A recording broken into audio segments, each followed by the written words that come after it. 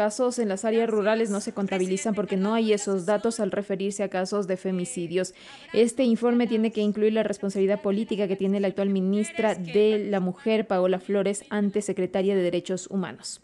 Quinta intervención, en la palabra la asambleísta Paola Cabezas. Dolorosa, lacerante y que no puede esperar más este Parlamento y el Estado ecuatoriano en su conjunto para poder tomar cartas en el asunto. Nuestra infinita sororidad con ustedes.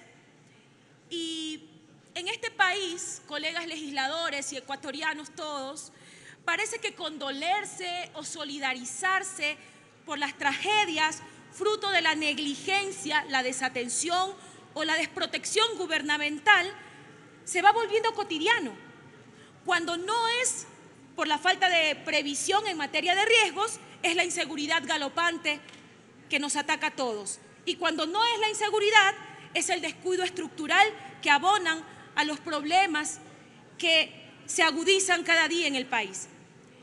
Y no estoy diciendo que la oleada de femicidios se deba solamente al gobierno. Estoy diciendo que el deterioro institucional y la desidia de las autoridades, junto a la falta de presupuesto, contribuyen a que este problema se agrave. No es lo mismo hablar de violencia contra las mujeres con recursos que sin ellos.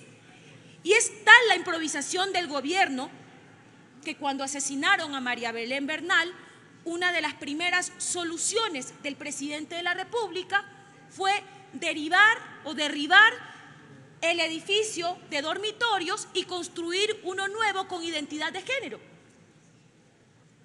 Y eso, haber trasladado en noviembre del 2022, mediante decreto 609, la denominación de la Secretaría de Derechos Humanos a Ministerio de la Mujer y Derechos Humanos, que coincido con lo que ha dicho la colega Natalie Viteri. Le regalaron el ministerio a una persona incapaz, indolente y sin la preparación suficiente para enfrentar los problemas graves que tiene la política de género y de mujeres en este país. Después de eso, nada. El tema se evaporó precisamente cuando comenzó otro tema coyuntural que tiene al gobierno contra las cuerdas, lo que muestra que jamás ha existido una política de prevención de femicidios y la violencia de género y han sido nada prioridad para esta administración. Y aunque la violencia contra la mujer está claramente establecida, existen otro tipo de violencias, discriminaciones y desigualdades en el acceso a servicios, a recursos, que las mujeres se enfrentan en todos los ámbitos en los que se desarrollan. Y esto tiene mucho que ver con el Estado y las debilitadas instituciones. Esto obliga a una mirada interseccional a este delito. Se trata de ampliar el análisis en todos los contextos, características y particularidades que configuran un escenario propicio para el cometimiento de delitos contra las mujeres. No es coincidencia que los testimonios y las historias de las madres y familiares de las víctimas de femicidio que comparecieron a la subcomisión pongan hincapié en las omisiones y errores, falta de capacitación y sensibilización de los servidores públicos, no solo de la Policía Nacional o de la DINASED, sino de las demás y de los demás estamentos en esta cadena de indolencia y negligencia en la que se ha convertido el Estado ecuatoriano. A eso hay que sumar una serie de problemas que enfrentan las mujeres en el acceso a la justicia. En primer lugar, estereotipos negativos, prejuicios machistas, falta de conocimiento y aplicación del enfoque de género por parte de los operadores de justicia en los casos de violencia de género, lo que genera grave desprotección a las víctimas, quienes son objetos de tratos discriminatorios y revictimizantes.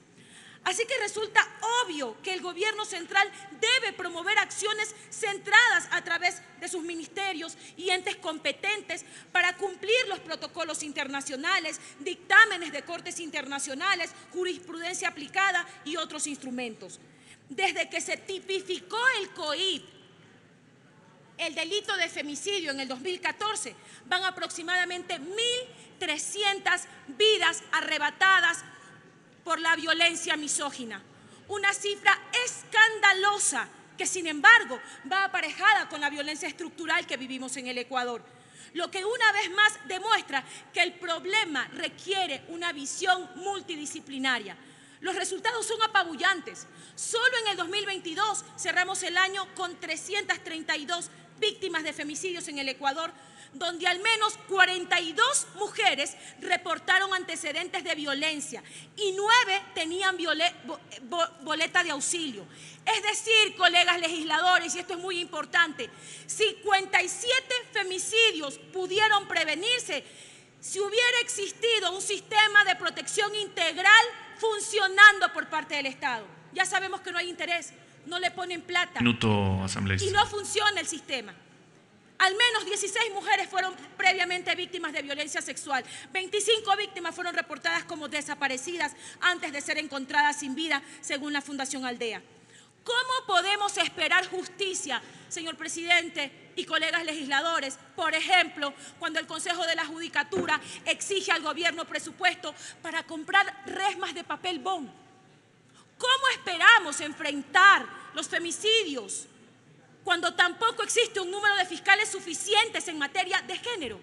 La falta presupuestaria dentro del aparataje estatal es una constante, la voluntad política inexistente, y ahí se inician muchas veces la cadena de negligencias de las que hablé hace un momento. ¿Y cuál es la respuesta a los más de 450 casos de femicidios en investigación previa cuyos victimarios no han podido ser localizados? La impunidad como cultura judicial es otro problema que lamentablemente agrava esta situación. ¿Alguien ha visto alguna campaña de sensibilización en medios masivos sobre este tema? Un minuto, presidente.